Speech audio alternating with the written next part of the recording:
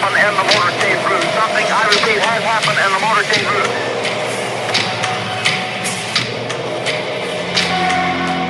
From Dallas, Texas, the flash, apparently official, President Kennedy died at 1 p.m. Central Standard Time.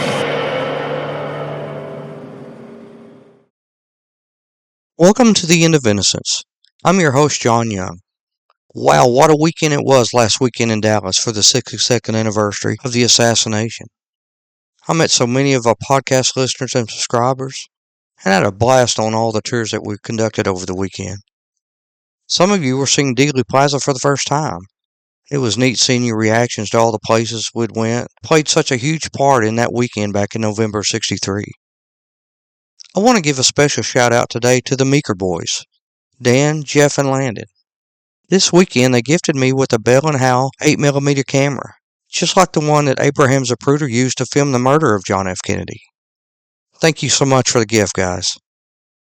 Also, a huge shout out to all of you that came from all over the world to meet up with me in Dallas this past weekend. I truly remain humbled and thankful that you enjoyed the podcast and my book, The End of Innocence.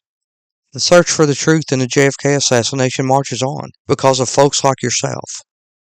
Those of you that have not purchased my book yet and would like to learn more about the assassination, drop me an email at endofInnocencejfk@gmail.com and I will get you a personalized signed copy in the mail. It would make a great gift for anyone interested in the JFK assassination. It is an oversized coffee table style book that is over 500 pages and contains hundreds of pictures, most of them in vibrant color. I can promise you will not be disappointed in the book. The price is $60 for the hardcover and $40 for the softcover. Now on to this week's episode. After 36 years of exhaustive research, writing a book on the assassination, and interviewing hundreds of witnesses, one question still looms large. Did Lee Harvey Oswald kill President John F. Kennedy? My answer to that question is a resounding no. To even ask who killed Kennedy, if not Oswald, is to entertain the possibility of conspiracy.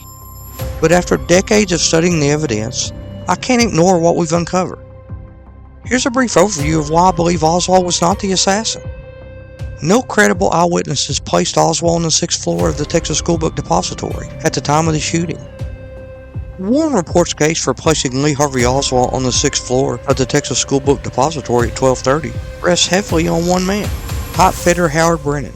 Brennan claimed he saw a figure in the southeast corner window of the 6th floor shortly before the shots were fired. He described the man as a slender white male, about 5'10", with dark hair, aged 25 to 35. After the first shot, Brennan insisted he saw the same man with a rifle, calmly taking aim and firing again.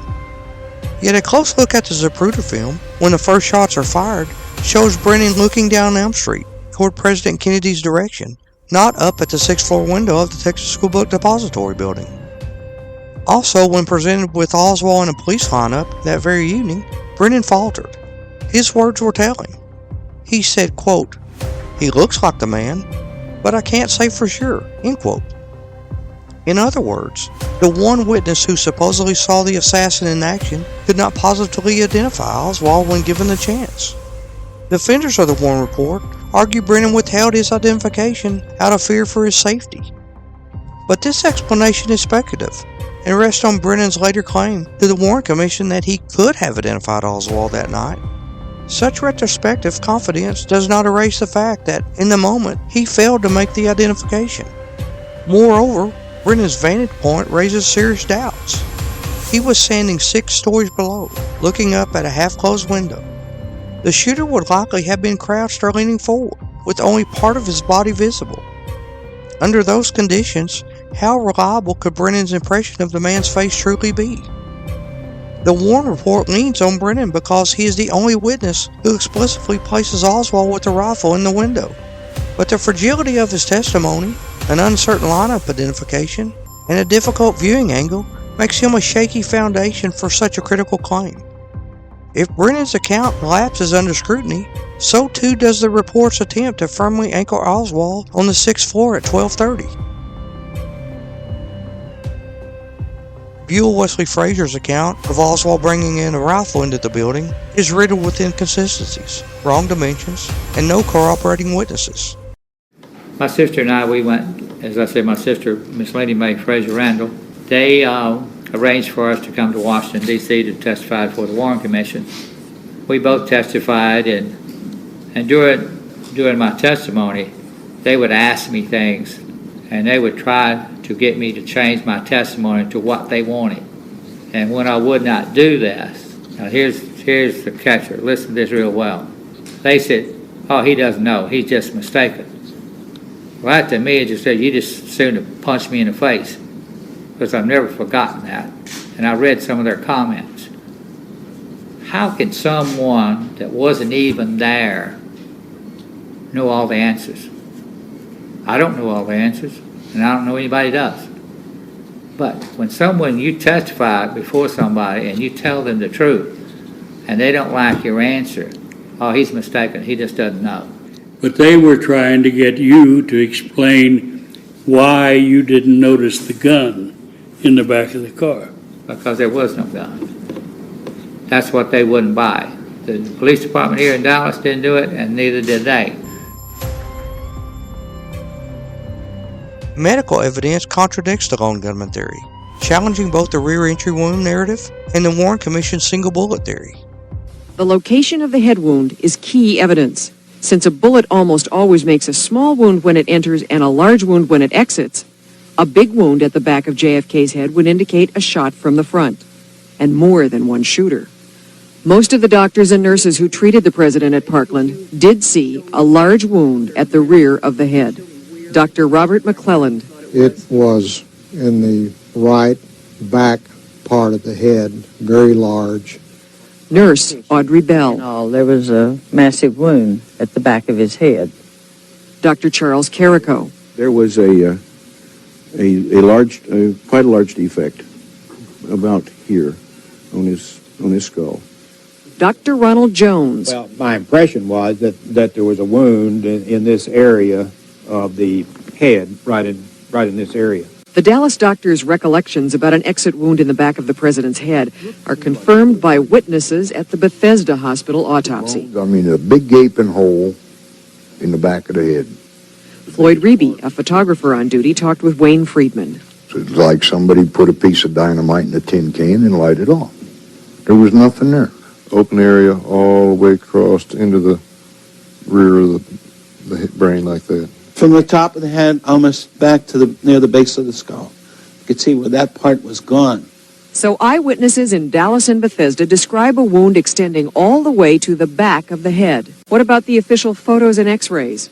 We showed them to the 3 eyewitnesses to JFK's autopsy. Photos and x-rays not available to the public since the assassination, but recently obtained by the press. Gerald Custer took the x-rays that night.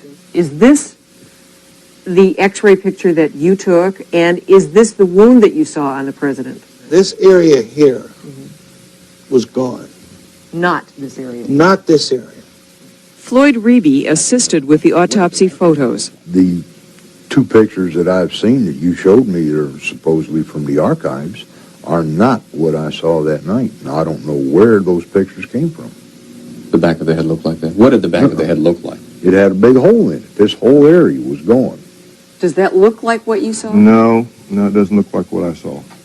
This would be a lesser of a wound than what I saw. I saw a lot worse wound that extended way back into this area here. Was the president's hair and scalp like that? No. What was it like? This part of the head was gone. There was no scalp there. Are you telling me that this is not? I don't believe so. You don't think this is an honest-to-God autopsy photo? No, I don't. What do you think it is? I don't know. It's being phonied someplace. It's make-believe. Before each doctor looked at the photos, he described the wounds he had seen back in 1963. I could see the president's head wound quite well, and I was probably looking into a wound that was on the lateral or the side part of the head and the back part of the head. It would be this portion of the head right here. As I remember, it's like this. However, a surviving clip of Dr. Perry recorded not long after the press conference. Arriving at the emergency room, Dr. Perry placed a tube in the president's trachea to assist his breathing. But there was a neck wound anteriorly and a large wound of his head in the right posterior area. Oswald lacked recent rifle practice, and his Marine marksmanship scores were unimpressive to say the least. Lee Oswald had served in the Marines several years before the JFK assassination and had been trained and tested in rifle shooting. The Warren Commission needed to show that he was a better marksman than the experts from the U.S. Army and the FBI.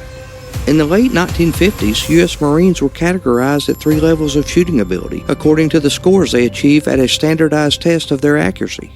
To be an expert, you had to score between 220 to 250. To be a sharpshooter, your score had to be between 210 and 219.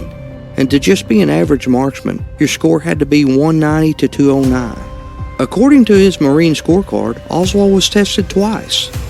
In December 1956, after a very intense 3 weeks training period, Oswald scored 212, 2 marks above the minimum for a sharpshooter.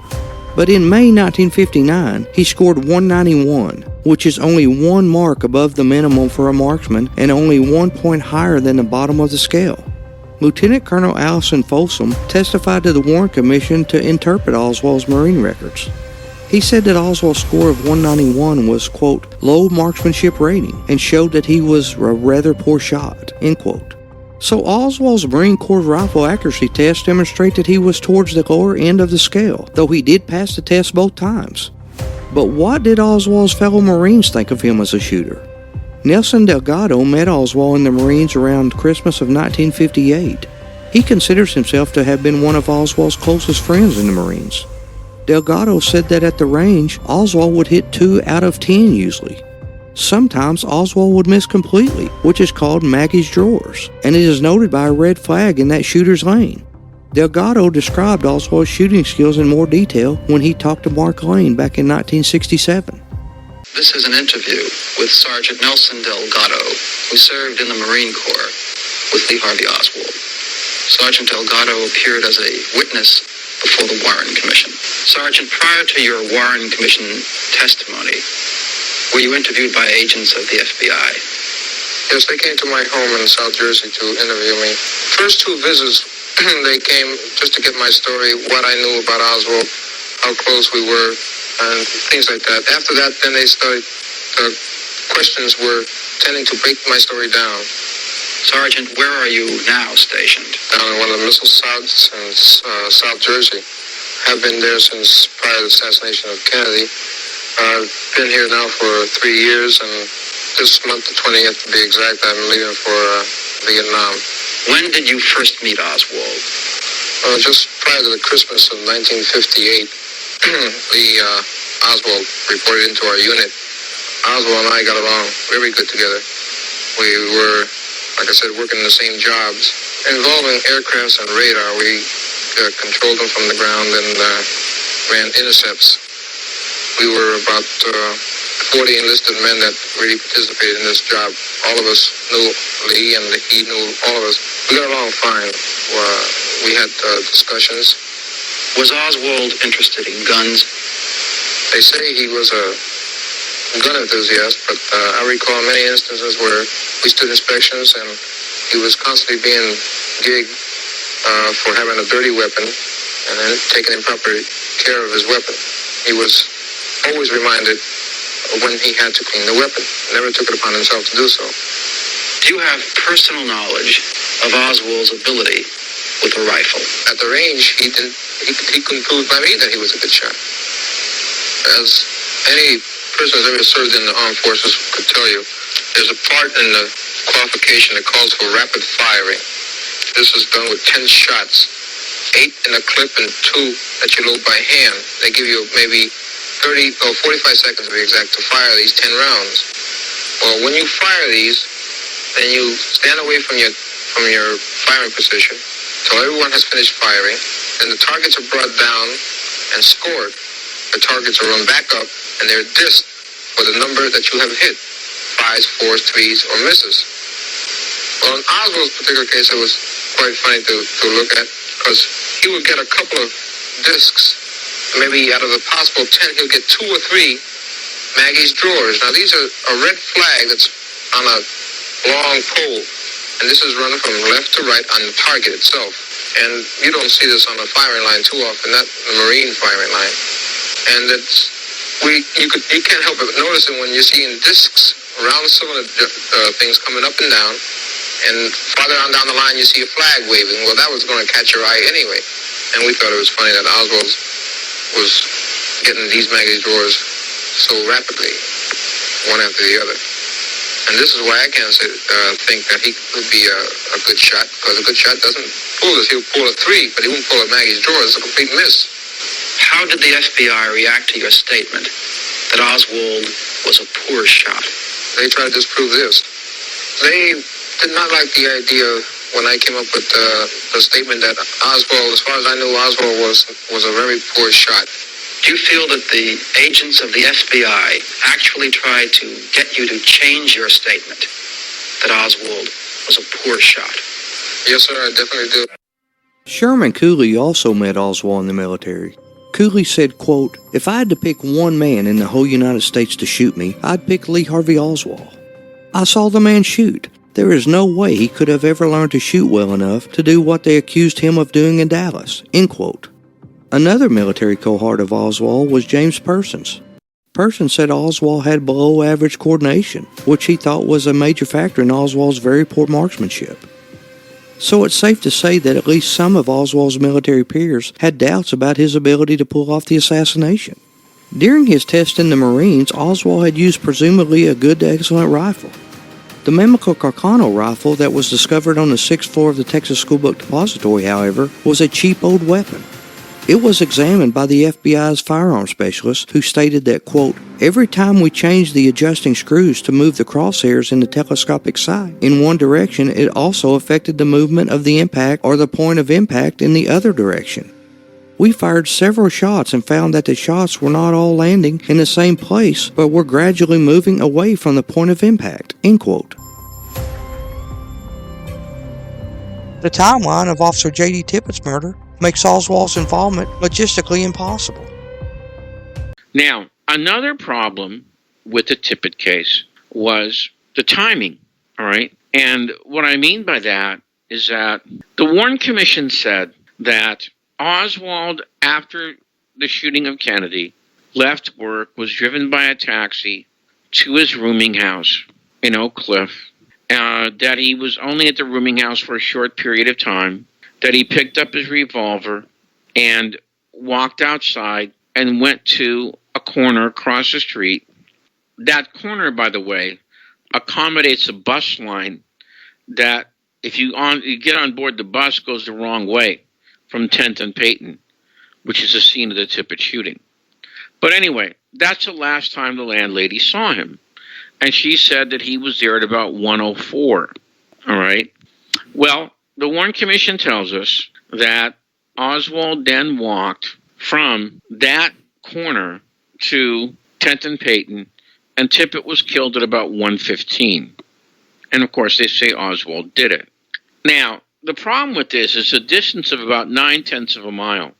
And that creates a problem because it's hard to believe somebody can walk 9/10 of a mile in something like 11 minutes. And by the way, and I know 2 researchers who did walk that route, and they were both much taller than Oswald. All right, and they said, we power walked it. We didn't just normally walk it because we didn't come close to 11 minutes. All right. So this begins to be a problem. The time of 1:15 for the shooting of Oswald is simply not supported by the weight of the evidence. All right. There's several witnesses like Mrs. Donald Higgins and, for example, Helen Markham, Roger Craig, T.F. Bowley, who all say that the shooting occurred a few minutes before that. And for example, T.F. Bowley had a watch on. Roger Craig had a watch on. These witnesses placed the shooting of Tippett much closer to about 1:06 or 1:07. Now, the problem with that, of course, is that if it's hard to believe Oswald could have got to the Tippit shooting at 1:15, it's simply not possible to believe that he could have got there at 1:07. Oswald declared himself a patsy and made a mysterious jailhouse call to a man in Raleigh, North Carolina with military intelligence ties, an act never fully explained. One statement, please. I'd like some legal representation. These police officers have not allowed me to have any. I don't know what this is all about. Kill the president? No, sir, I didn't. People keep asking me that. Sir? Did you shoot the president? I work in that building. Were you in the building at the time? Naturally, if I work in that building, yes, sir. Back up, man. Did you shoot the president? No, they're taking me in because of the fact that I lived in the Soviet Union. I'm just a patsy. It was Saturday night, November 23, 1963, and Elvita Treon arrived for her shift at the telephone switchboard of the Dallas Municipal Building. Treon would relieve her co-worker Louis Sweeney, who had been given orders by their supervisor to assist two men in listening to a call that would come through their switchboard. Treon assumed the men were Secret Service. She suspected that Lee Harvey Oswald, the accused assassin, being held in a downstairs jail, would be making another call. He had already phoned his Russian wife Marina and an ACLU lawyer in New York. This call, however, was different. Oswald rang the switchboard at 10:45 p.m. Sweeney took the call and scribbled Oswald's information as the two men listened in. Treon would go on to say, quote, "I'll listen and watch very carefully for Mrs. Sweeney to place the call with the long-distance operator." I heard her repeat a number to the caller and saw her write down details on a notation pad, which is a normal routine. She appeared very nervous and visibly shaken. For a few minutes, she just sat there trembling. Quote, "I was dumbfounded at what happened next," Treon later told a former Senate investigator. Quote, "Sweeney told Oswald, 'I'm sorry, the number doesn't answer,'" end quote. Mrs. Treon would later say that her lasting impression of the events that night is that Mrs. Sweeney had been instructed by someone to not put the call through to Oswald. Sweeney then unplugged and disconnected Oswald without ever really trying to put the call through. Afterward, Sweeney tore the sheet from her notepad and threw it into the trash. She left, her shift having ended. Treon retrieved the wadded piece of paper from the trash and copied the information onto a standard long-distance telephone call slip to save as a souvenir. The slip reveals that Oswald had given Treon the name John Hurt of Raleigh, North Carolina. It was through the work of independent researcher Michael Canfield that a copy of the Raleigh call slip first became public. He secured a copy of the slip, which became available as a result of a Freedom of Information lawsuit filed by a civil rights activist while conducting research for the 1975 book Coup d'etat in America. The book was the first major work to deal with the Raleigh phone call, and the slip was reprinted in the appendix. On the slip were two numbers attributed to a John Hurt, one for a John W. Hurt and one for a John D. Hurt. Canfield called both numbers. John W. Hurt turned up nothing of interest. However, when Canfield spoke to John D. Hurt, he sat stunned, silent when Hurt revealed, quote, "I was in the Counterintelligence Corps in the Army during World War II," end quote. The fact that Oswald called a former military intelligence officer from jail, only to be assassinated by Jack Ruby a little more than 12 hours later, was notable, and to that point, publicly undisclosed. Victor Marchetti was a 14-year veteran of the CIA, who had served as an executive assistant to then Deputy Director Richard Helms. Marchetti had also written extensively about the Raleigh call in the book The CIA and the Cult of Intelligence. It was the first book on the assassination censored by the U.S. government. In an interview, Marchetti stated that in calling Hurt, Oswald was clearly following standard procedure for a CIA asset under duress. This includes contacting his case officer through a cutout, an intermediary with no direct involvement in an operation. Marchetti would go on to say Oswald was probably calling his cutout. He was calling somebody who could put him in touch with the case officer. He couldn't go beyond that person. There's no way he could. He just had to depend on this person to say, "Okay, I'll deliver the message." Now, if the cutout had already been alerted to cut him off and ignore him, then, oh well, Oswald was out of luck. And this was likely what happened, Marchetti said. Now let's just stop and think about that for a minute. Oswald uses one of his precious phone calls while in jail to reach out to some random guy who just happens to have a background in military intelligence? Oh, come on. What has come to be dubbed the Raleigh Call went unrecorded in the Warren Commission investigation. Imagine that. And after all these years, little has come of this story, and mysteries surrounding the call have contributed to assassination conspiracy theories. The details about this phone call have been called by G. Robert Blakely, who was chief counsel for the House Select Committee on Assassinations, as real, substantiated, and very troublesome, and deeply disturbing. He went on to say that while this is only a small part of the larger mystery of the Kennedy assassination, it raises questions that remain unanswered, makes inferences which are ultimately inconclusive, and therefore an unanswerable mystery. Jack Ruby didn't just stumble into the police garage that morning to kill Oswald. He stalked Oswald all weekend long, and even warned police he might kill him if they didn't alter their plans. Jack Ruby was obviously stalking Oswald after the assassination. He was in the midnight press conference where Oswald is asked questions, and for the first time is informed that he is a suspect in the assassination of JFK. Seth Canner mentions that Ruby showed up at Parkland Hospital. There were some weird phone calls that the Dallas police got the night before the assassination, suggesting you better not move Oswald. There's a good chance that Ruby might have been that guy. Then I suddenly realized, knowing Jack Ruby the way I did, this was the man I was talking to on the phone last night. Ruby's in a position, it seems, that, as I said, that he's tracking Oswald after the assassination. Beyond the assassination itself, Oswald's life is filled with anomalies. He was reportedly seen in 2 places at once, a pattern dating back to his teenage years and continuing through his time in the Marines. Evidence suggests Oswald was recruited by the CIA, serving as a radar operator for the U-2 spy program in Japan.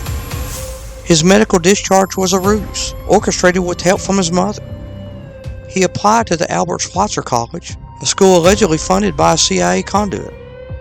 His defection to the Soviet Union appears staged, part of a CIA KGB mole hunt, confirmed by legendary CIA officer Pete Bagley. In New Orleans, Oswald worked with Guy Bannister, attempting to infiltrate leftist groups, likely as part of a broader setup. Oswald's trip to Mexico City remains murky, with strong evidence of impersonation. In Dallas, Oswald was befriended by CIA asset George de Mohrenschildt, under orders from the field CIA chief Jay Walton. Ruth Payne, whose family had CIA ties, inserted herself into Marina Oswald's life under questionable pretenses. Oswald was impersonated repeatedly in 1963, documented in dozens of instances, hardly the behavior surrounding a so-called lone nut. Who impersonates someone unless there's something to be gained, or unless they're being paid to do it? If Lee Harvey Oswald didn't kill President Kennedy, then the question becomes, who did? This isn't just speculation. It's a necessary inquiry grounded in decades of evidence, contradictions, and deliberate misdirection. The official narrative has long pointed to a lone gunman, but the deeper you dig, the more that story unravels. In the episodes ahead, we begin our investigation into the individuals and organizations that may have played a role in the assassination. We'll examine key figures in Dallas law enforcement and local politics, whose actions raise serious questions about complicity or foreknowledge. We'll also look at the intelligence community's fingerprints on Oswald's movements and associations. We'll take a look at the role of anti-Castro Cuban exiles, many of whom had deep ties to U.S. intelligence and a motive rooted in betrayal. We'll also look at the shadowy network of organized crime, which had both the means and motive to silence Kennedy. Each of these threads leads us closer to understanding not just who pulled the trigger, but who orchestrated the cover-up and why. Join me as we peel back the layers of deception and follow the evidence wherever it leads. The truth didn't die in Dealey Plaza, it's waiting to be uncovered. We'll see you next episode, when we start to take a look at one of those shadowy figures in the Dallas police. We take a look at Roscoe White. We'll see you then.